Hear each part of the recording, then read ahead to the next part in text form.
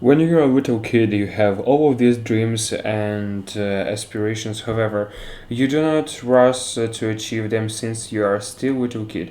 You are to grow up first. You still have to complete your school and then go to the college, graduate it, and then maybe you might consider pushing them.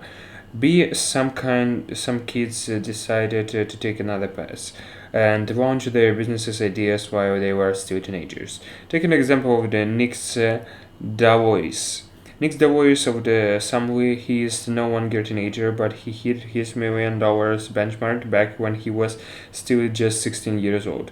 Nick has developed a couple of the really basic apps back when he was much younger than, but his first truly successful app was Assembly.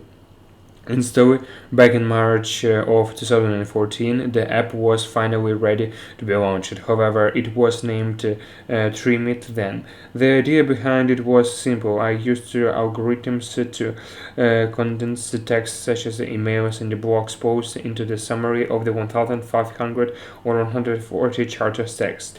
Within 100,000 downloads, the app was featured to the App Store. Shortly afterward, Trimit attracted the attention of the business magnate Lee Kan-shin, who provided 16 years old Davois with $300,000 in the venture capital investments. After gathering some feedbacks, Davois redesigned the app and renamed it to this Assembly.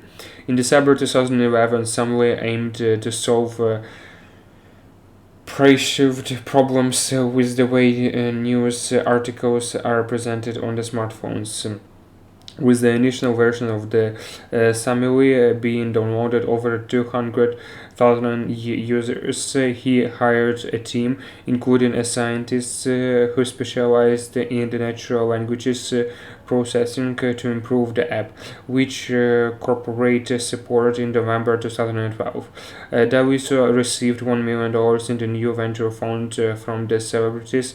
In March 2013, Davis sold Summary to Yahoo for approximately 30 million and he didn't even hit 18 at that time and joined Yahoo as a product manager. Robert Ney of the Bubble Bowl app, the second millionaire on his list is the Robert Ney, who also has built his to become the millionaire in the very similar way. Back when he was a little teenager, he started working on the simple physics puzzles games Bubble Bowl. It is a 156 level puzzles game with the puzzles ranging from the very simple to the really challenging. In December of 2010, the game was ready to Robert launched it, and he was only 14 back then. The expectations weren't high since it was a really simple game and Robert wasn't an expert in this field.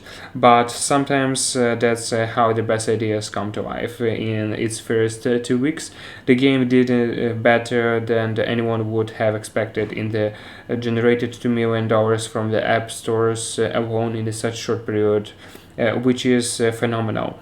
The app started getting more and more attention quickly, surpassing 16 million downloads, and at the one point displaced Angry Birds from its number one spot to be the least free games in the App Store.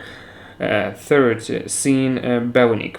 The third on our list has surpassed everyone else. He started a little bit later. He was 14 when launched bizchair.com. It wasn't the best period to start an online business since the dot-com bubble crashed in 2001 and literally hundreds of the companies went out of the businesses. However, Sint believed in this idea and was confident it is going to work. At the end of the day, he literally had nothing to lose except the $500,000 his stepdad decided to invest in his company. He was just 14 and his entire life was still ahead of him. Even if he failed miserably, he would still gain the experience at least of the losing $5,000. But that's not what happened. The business took off like a rocket. That started as the little businesses from the bedroom moved to the 40,000 square foot, 3,700 square meters facility by the 2004, earning millions of the dollars along the way and making its founder a multimillionaire by the age of 17.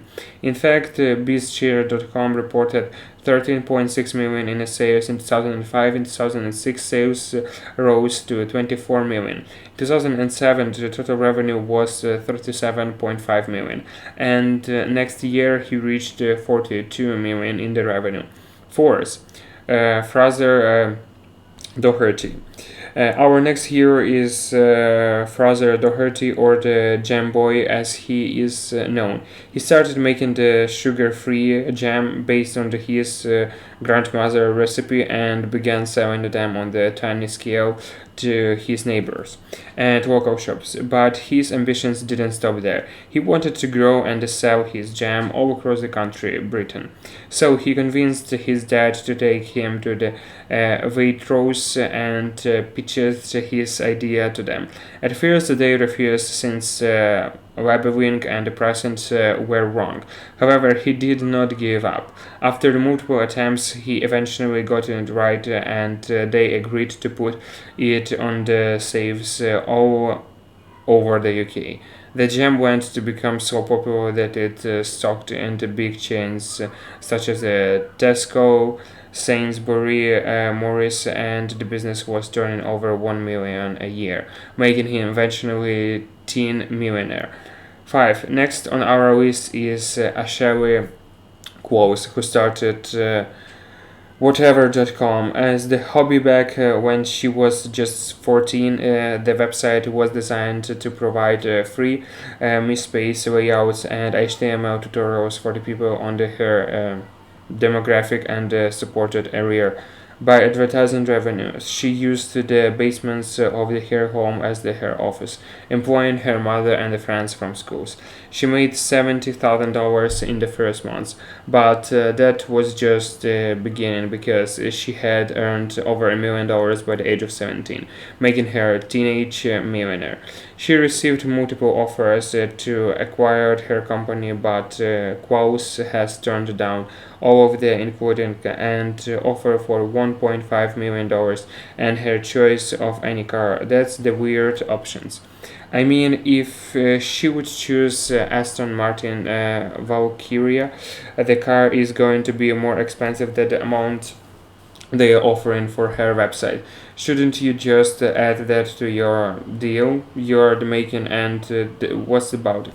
Seems like it was the failed attempt to win over a teenager. Gladly, she did not accept the deal because the number of the visitors keeps going through the roof. In 2007, her website had over 7 million unique visitors a month and generated millions of the dollars along the way. 6. Catherine and David Cook. When Catherine and David moved to the New Jersey and were enrolled in their new schools, they looked through the yearbook and realized that it was a terrible tool for meeting people. Dave showed his sisters a picture of the girl he wanted to date, but through that yearbook there was no way to meet that girl, and that's when Meet Me was born. They simply decided to make it an online yearbook and added a tool through which members could meet each other. However, they didn't have the tools neither. They had the skills to turn their idea into the reality, so they hired the development team from India. In the first week, 400 people joined slowly. It started taking off once other schools began to join. In just under a year, the number of users grew to 1 million. The team were already making millions of dollars, but the biggest boom came when they received an offer from the Quepasa to purchase Meet Me for the $100 million, $18 million in the cash, in the 82 in stocks. The number of the people who earned millions of the dollars while still being teens is way longer that the video can possibly cover. But you get the idea. It doesn't really matter how young are you. You have an idea that truly inspires you, or it seems like the possible business's idea that could work out. It very well might deserve the shot, and if you are still a teen, you have way less to lose than when you grow up and you are the more responsible on your shoulders. I can tell you that from my own experience, but most of you are adults and there is no way to turn the time back. However, the message is doesn't really matter how old or how young are you. It's more about you and your dedications. But before you start businesses, you want some assurance that your business's idea is going to work. You don't want to spend the enormous amount of the time and the money to start businesses and find out that you were digging in the wrong place. It's true that with the rise of the internet, opportunities are just endless, but the book Will It Fly by Pat Flynn will teach you how to test your idea before you go out and find out that it will be was a mistake. The great thing about it was if it turns a mistakes, you can move and start your next venture without wasting so much time and money. Of course, time is limited, and you might not have the time to read the books cover to cover. That's why you need someone who would summarize the entire books and share with you the best and most important insights. That's the Blinkist come into the picture. It takes the best insights from the thousands upon the thousands of notifications books and summarize them into the 15 minutes read and listen for half of the price of the books. In today's age, it's difficult to sit down and learn since we are always surrounded by so many distractions, and social media is just wasting hours upon hours all the time. And you need Blink is to get the best ideas from the greatest non-fiction books. The first 100 people to go to the Blinkist.com are going to get unlimited access for the 1 week to try it out. You will also get 25% off you want to do the full membership. I hope you guys have enjoyed this video. Make sure you give this a thumbs up and hit that subscribe button and the bell besides so that the next video appears right on your homepage. Thanks for watching and until next time.